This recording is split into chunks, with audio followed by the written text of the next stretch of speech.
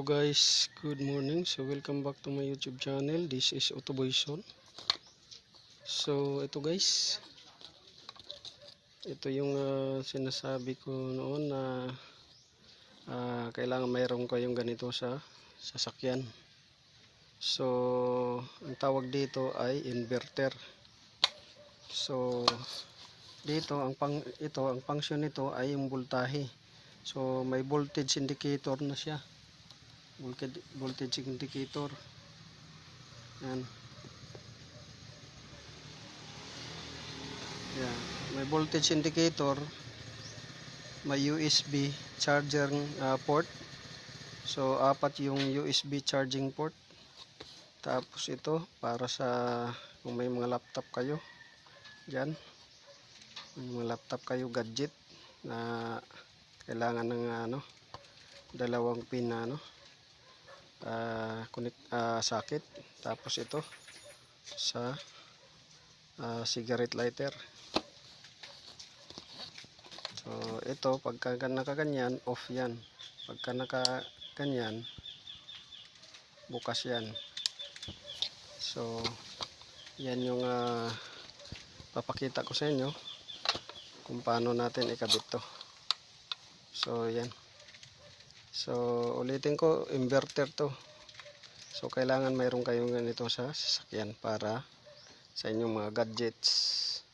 At pwede rin to kung brown out sa bahay ninyo, saksak nyo lang, panda rin ninyo yung sasakyan, saksak nyo dito yung extension. Pwede rin yan. So papakita ko sa inyo yung sasakyan na kinabitan natin. So ito, yung kinabitan nating sasakyan ay Suzuki. So Suzuki. So ayan guys. So itong wire na to, ito yung power supply niya. Power supply niya to. So tinago natin para malinis siya. Hindi siya madumi tingnan. Kaya tinago natin dito sa likuran ng radio console. Ito. So nakaganyan, nakatago na yan siya, malinis na tingnan yan. Tapos ang connection ng wire na yan ay siyempre dito pa rin sa, dito tayo kumuha sa power supply cigarette lighter, dahil direct to sa battery na 12 volts ang supply ito. So dyan tayo kumuha. So ngayon pagaganahin na natin yan. Yan. So ito voltage indicator, USB port.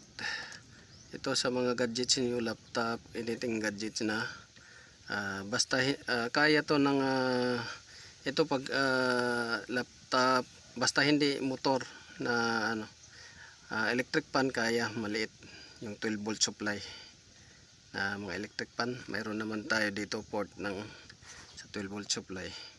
So ito pag brown out sa bahay ninyo, saksak nyo lang dito extension. Kaya to ng 5 bombilya. So kailangan yung bombilya ninyo 3 watts, 5 watts, hanggang dyan lang. So kaya to siya 5 bombilya. Tapos ito na yung dito sa kabila yung cigarette lighter. Ayan.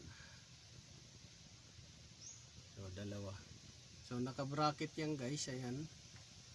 May bracket dito. Yan, naka-bracket. So matibay yan siya. Yan o. Tibay. Hindi siya basta-basta, hindi basta-basta siya na nagagalaw. So matibay yan. Yan. So ngayon atin ang ganahin. So dito na yung susi. Pagaganahin na natin.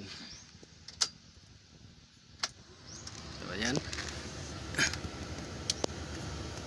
Ayan. Umana na siya. Ayan.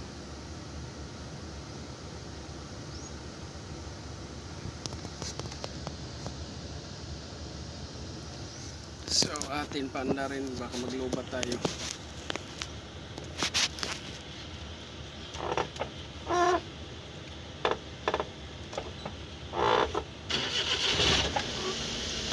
Yan.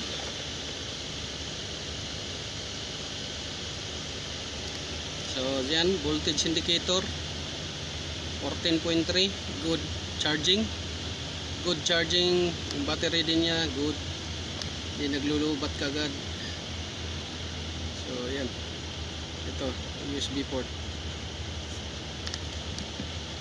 So yan, kabit na natin. Tapos na natin ikabit.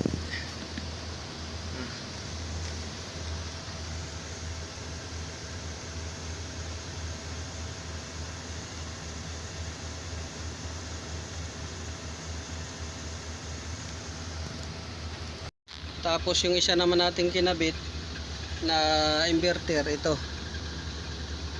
Yan. Inverter.